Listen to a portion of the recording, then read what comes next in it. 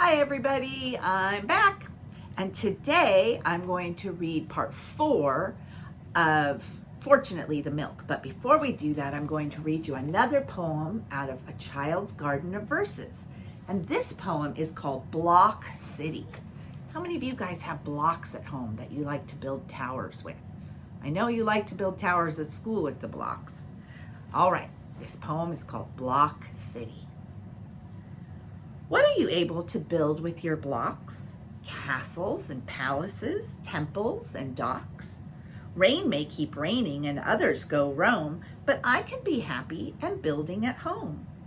Let the sofa be mountains, the carpet the sea.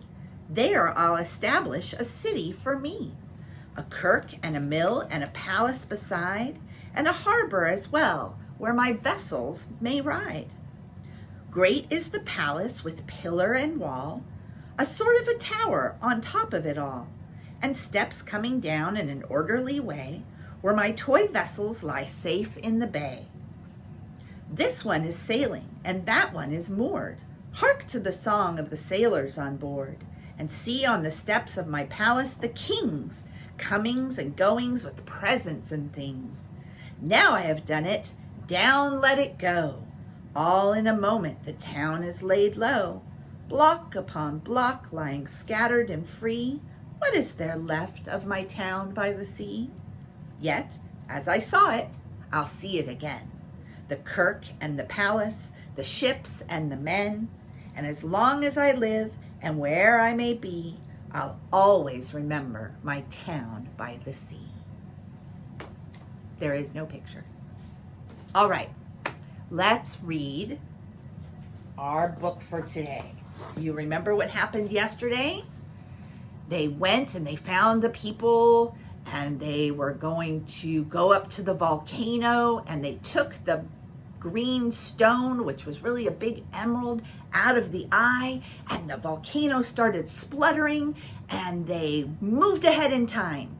And remember, they went and they found the volcano in the future, and they took one stone and they put it back in his eye. No, there was one stone in his eye, and they took it out, and we're going to find out what happens next. All right. I got back in the balloon basket.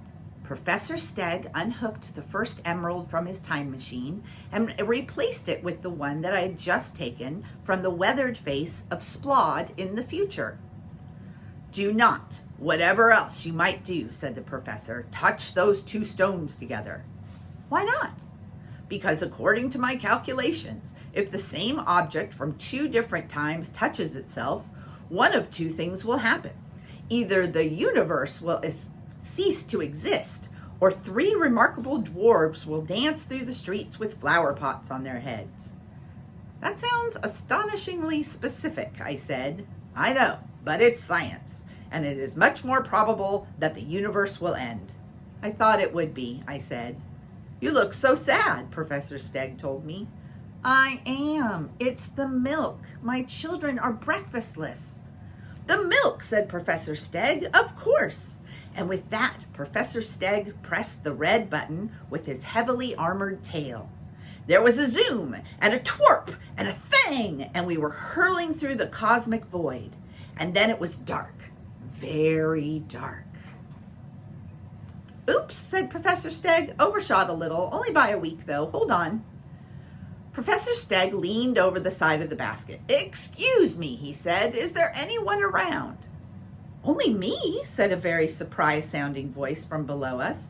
The priest of Splod? Who is that up in the sky? Is it a bird? You do not sound like a bird.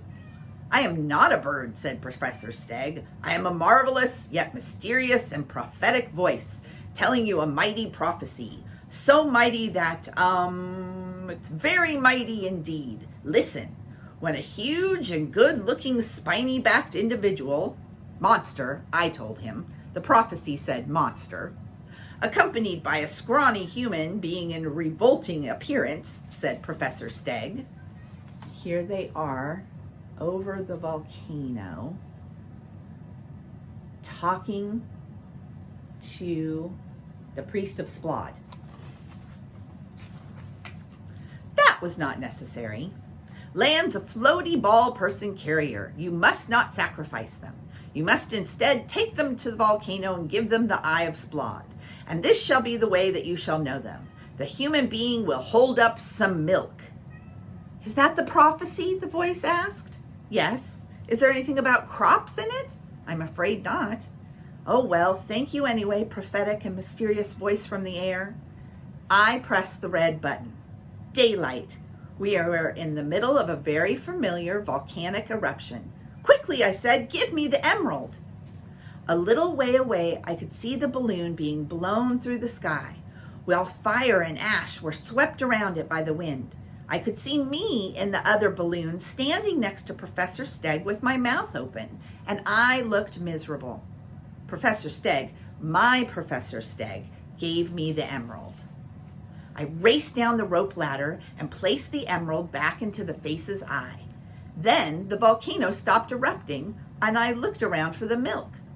I knew it had landed on Splod's head when it fell. Fortunately, the milk had fallen into a small drift of volcanic ash and was unharmed. I picked it up, brushed it off, and started back up the balloon ladder. Professor Stegg pressed the button, and the sky went very dark.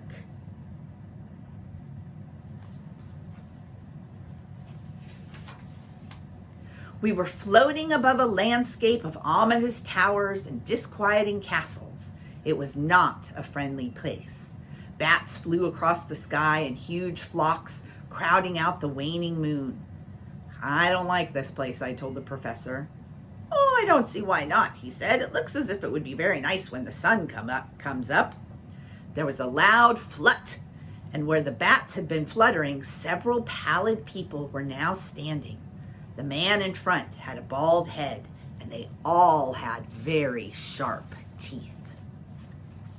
That's where they landed. It looks a little dark. Ooh. "We are vampires," they said. "What is this? Who are you? Answer us, or we will vivisect you." "I am Professor Stegg," boomed the Stegosaurus. "This is my assistant. We are on an important mission. I am trying to get back to the present. My assistant is trying to get home to the future for breakfast." At the word breakfast, all the vampires looked very excited. "We had not had our breakfast," they told us. "We normally have wiggly worms with orange juice on them. Orange juice makes the worms even wigglier, like wandering spaghetti. But if we cannot eat worms, we will eat assistant or even roast professor."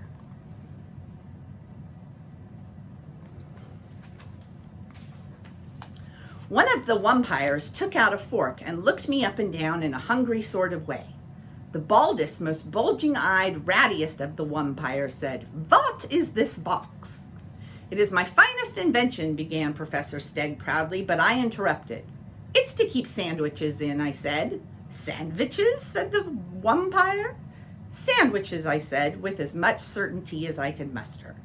"We thought it was a time machine," said the head vampire, with a sly, sharp smile, "and we could use it to invade the world." "Definitely sandwiches," I told him. "What happens if I press this button then?" asked a lady vampire. She had long black hair that covered most of her face and peered out at the world with one suspicious eye. She pressed the button. We went forward 6 hours in time. "See," said the professor happily, "all this place needs to brighten it up is a little bit of sunshine." The head vampire said, "What?" and disappeared into a cloud of oily black smoke, and so did all his friends. "Yes," I said, "it is a nice place here, after all, in the daylight." The professor tinkered with the jewels and the strings and the buttons, and then he said, "I think I've got it properly fine-tuned now. This next press should bring you back to your own time, place, and breakfast." But before the tip of his tail could touch the button, a voice said, "I'll explain later. Fate of the world is at stake." A hand grabbed, and the milk, which I had carried safely for so long, was gone. I turned in time to catch a glimpse of a fine-looking gentleman with his back to me, holding my milk, and then the hole in the space through which my hand reached was closed. My milk! He said he'd explain later, said the professor. I'd be inclined to believe him. The hole in space opened again. A voice shouted, "Catch!" and the milk came rocketing through. Fortunately, the milk struck me in the stomach, and in clutching my hands to my belly, I caught the milk. And there it is. There, said the professor, everything is back to normal. He did say he'd explain later, I pointed out, and that wasn't much of an explanation. But it's not later yet, said Professor Stegg. It is still now. It won't be later until later. He was arranging pebbles and stones and string on the top of his time machine box.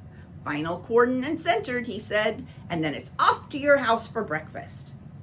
Does that mean there's a stegosaurus in a hot air balloon outside? I asked my dad.